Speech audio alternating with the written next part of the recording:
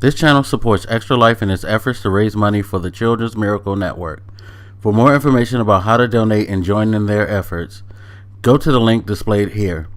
Extra Life. Play games, heal kids. What up, everybody? This is your boy Black Magus, and um, this video idea came about after I got finished playing Detroit Become Human. Now, at this point in the game, I'm about 6-7 hours in, which I think no closer to 6 because I played like about 4 tonight, and I played about two and a half the day I first started it. So yeah, about 6 hours I would say. Anyway, neither here nor there. I feel like I'm like nearing the halfway point. I actually looked it up before I started recording this, and it looks like the game averages about 11, 12 hours to complete. 15 if you do the main story plus some extra stuff, from what it says on howlongtobeat.com. By the way, if you ever want to get a sense of how long to beat it would take you to beat a game, just go there. They're pretty cool with their averages. And I'd probably fall in the main plus the extras type person.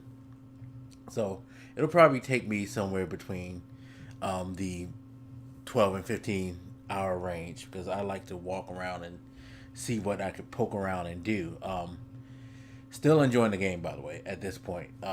Story I'm finding pretty interesting. I mean, again, as I said in my impressions, it's not like they're rewriting the book on how to tell a story, or that they came up with something so unique and what have you. Same thing with the gameplay. But I tend to find myself amazed when I play games created by people like David Cage, who get a lot of flack for their games. And so I was sitting here and I'm wondering, what is it that people don't like about David Cage's games? Quantum Dreams games have always had a mixed reaction from fans. A lot of people just really have a bad taste left in their mouth from David Cage and his games. And I, haven't played Beyond Two Souls, and I'm really, really interested in playing that now. Now, as I said in my impressions, I came into this expecting the David Cage jank, pretension, and all that. Then it struck me. It's like, that's the problem with David Cage's games. It's David Cage himself. David Cage is the reason why his games get so much shit, and why they end up being these weird mixed bags. He reminds me of Peter Molyneux. If you don't know who Peter Molyneux is, he's the creator of Fable.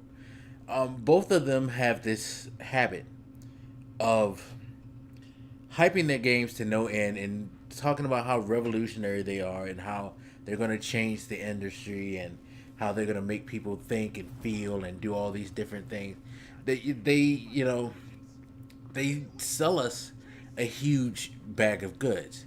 And 9 times out of 10, what you end up left with is something that's not on the level that they hype it.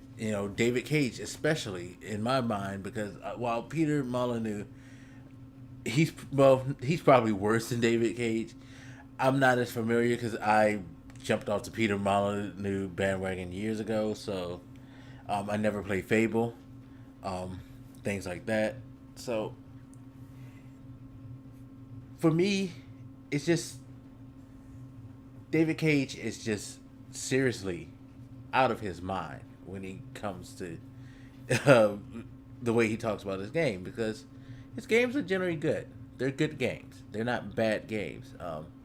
But he makes these so huge. He makes these huge speeches and deep, like, he's pretentious. That's just like boil it down to one thing. He's a very pretentious guy.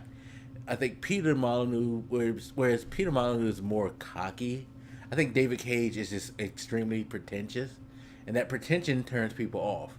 So when people grab it and they don't find the experience that they want or that they think he's going to give them, it's like everybody just jumps on him, tears his shit apart, and boom, it's gone. I've gotten over the pretension. So therefore, I'm able to enjoy his games for what they are. And I think that's the thing. If people were able to get over the pretension and not necessarily pay attention to what he says and just go with the content from what it is, like I looked at Detroit and I said, this story seems like it's going to be interesting. It seems like something that we're going to experience in real life. I wonder what his take is on it. Boom, that's it. Fuck everything he said, all his interviews. If you listen to people like him or Peter Molyneux or to just about anybody, that's why I always caution people: don't fucking buy into the hype train. They're supposed to hype it. They're supposed to make you think it's the greatest thing in the world. Take a look at the content yourself, figure out whether or not it interests you, and go with that. Because 9 times out of 10, you're gonna end up like a lot of people do with David Cage's game, which is shitting on them relentlessly. Detroit's not a bad game. It's not the greatest game in the world, but it's not a bad game. And it's going to end up probably falling into that, like, pit that mostly all his games fall into, where those who celebrate it, over celebrate it, and those who just can't stand him and get disappointed once again by him are just going to rip it to shreds no matter what. Whereas I would probably be one of those people in the middle ground who will be few who thinks, this is a cool experience. I mean, so far it's a cool experience.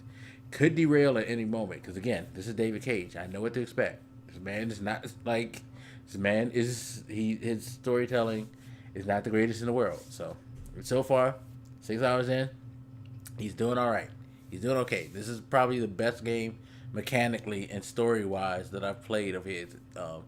Even though I've only played Heavy Rain, I've watched some of the other stuff that he's done. This kind of is the most relatable and easily digested story that I've seen. Now I want to really play Beyond Two Souls for real. But anyway, just wanted to share that with you. As always, feel free to hit me up. Let me know what you think and I'll holler at you later. This your boy Black Makers and I'm out. Deuces.